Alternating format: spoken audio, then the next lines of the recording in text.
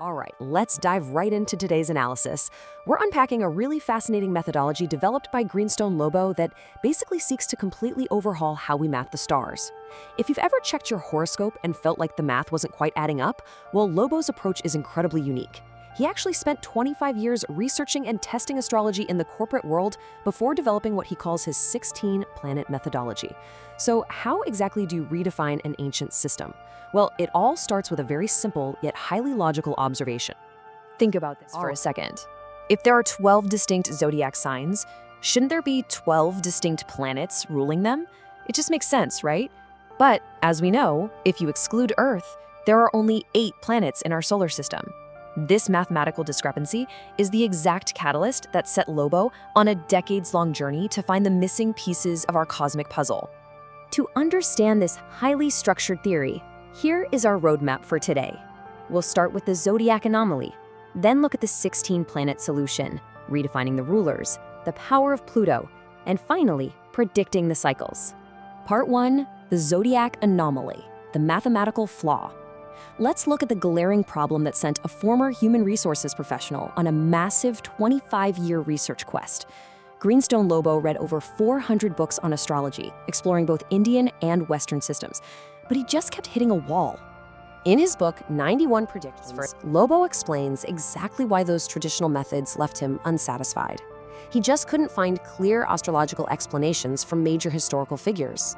For instance, what specific planetary alignment made Mahatma Gandhi a colossal national leader? Or why was Hitler a Nazi?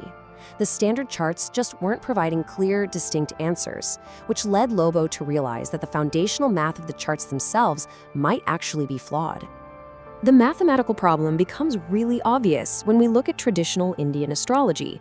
It uses just 5 planets to describe 12 zodiac signs. So to make the math work, planets have to pull double duty. Venus is assigned to rule both Taurus and Libra, Mercury is tasked with ruling both Gemini and Virgo, and on top of that, the Sun and the Moon, which are a star and a satellite, not planets, are assigned to rule Leo and Cancer. To Lobo, this just created totally illogical overlaps. I mean, how can one planet truly govern 2 entirely different signs with completely different traits? Moving on to part 2, the 16-planet solution, balancing the equation. Because if there are 12 signs, there must be 12 rulers, plus a few additional bodies to govern the larger planetary cycles. To solve this anomaly, Lobo's methodology utilizes an expanded roster of celestial bodies. Now, he looks at this geocentrically, meaning from our perspective here on Earth. So Earth itself is naturally excluded. He includes the 8 known planets, the Sun, the Moon, Pluto, and Chiron. But that still leaves gaps, right? So to finally balance the cosmic equation and make sure every single sign has a true ruler, he brings in 3 completely new entities to the astrological chart. So the crucial point here is that Lobo uses actual identified planetoids, which he simply calls planet X, Y, and Z, to fill those missing gaps in the zodiac. These aren't just made up, they're celestial bodies classified as centaurs by the International Astronomical Union. While astronomers might not officially call them planets, Lobo argues that in astrological parlance, their impact on human beings makes them function precisely as planets. By adding these specific centaurs, identified by IAU codes like 2007 RH283, he finally had the exact number of bodies needed to make his system work. Part 3, redefining the rulers, a new cosmic map. With our new cast of characters defined, we can now map exactly where these missing puzzle pieces click into the zodiac.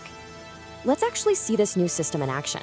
Remember earlier how Venus used to rule both Libra and Taurus? Well, in Lobo's system, Venus keeps Libra, but Planet X steps in to perfectly align with Taurus, bringing in keywords like wealth, materialistic success, and luxury. Planet Y takes over Virgo, governing data, engineering, and efficiency. And Planet Z takes the reins for Leo, perfectly capturing showbiz, media, arts, and entertainment. So now every single sign has a unique, dedicated ruler, completely removing all that overlapping confusion. Lobo offers a really vivid metaphor to help us visualize this. He says, a horoscope is a picture of the planets in their respective positions at the time of our birth, like a selfie taken at birth with the planets in the backdrop. I love that. These 12 planets move across 12 houses, and depending on exactly where planet X, Y, or Z was photobombing your birth selfie, totally distinct elements of your life unfold. Which brings us to part 4, the power of Pluto, the big boss. Because to understand the macro-level global shifts, the massive events that shape entire generations, we have to look to the farthest corner of the solar system. Lobo is absolutely fiercely loyal to Pluto. This passionate dedication in his book proves just how central Pluto is to his entire cosmological framework. While astronomers controversially demoted Pluto to a dwarf planet, Lobo argues that in astrology, Pluto can never be killed. After all, in Roman mythology, Pluto is the god of death and the underworld. In this astrological framework, Pluto is the ultimate transformer. He essentially frames Pluto as the big boss, sitting in the corner office of the solar system. Because Pluto takes a massive 256 years to complete one single revolution, it dictates these massive generational birth and death cycles. Every other planet, they're basically just middle managers. While Neptune might preserve something or Uranus might improve it through innovation, all of these smaller planets with their much shorter cycles are merely carrying out subsets of Pluto's overarching transformational work. Basically, whatever Pluto says, goes. And finally, Part 5, Predicting the Cycles, Mundane Astrology. Let's examine how this top-down system, with Pluto as the boss and those newly assigned centaurs ruling the signs, is used not just for personal horoscopes, but for predicting the fate of the entire world. This macro-level prediction is called mundane astrology. It takes the principles we've just discussed and applies them to everyday life, business, and even sports. According to the text, different economic factors and industries are ruled by different planets. So when these planets enter dignified positions, what they call exaltation houses, mundane astrology allows practitioners to forecast exactly how entire industries will perform, which naturally impacts our everyday lives and finances. And conversely, if a planet enters a state of fall or debilitation, the connected industry takes a hit. Impartially reporting the claims from our source text here, Lobo has apparently put this 16-planet methodology to the test in the real world with some pretty remarkable predictive success. By analyzing these complex planetary interplays, including his newly utilized planet X, Y, and Z, he correctly predicted the winners of 3 consecutive Cricket World Cups in 2011, 2015, and 2019. Furthermore, he successfully called the results of the general elections in India 3 consecutive times. It's a really fascinating look at how a redefined mathematical model of astrology is applied to concrete, real-world events. So we'll leave you with this final provocative thought from the author. Lobo firmly believes that science and astrology are absolutely not opposites, but rather correlatives that actually need each other to make a composite whole.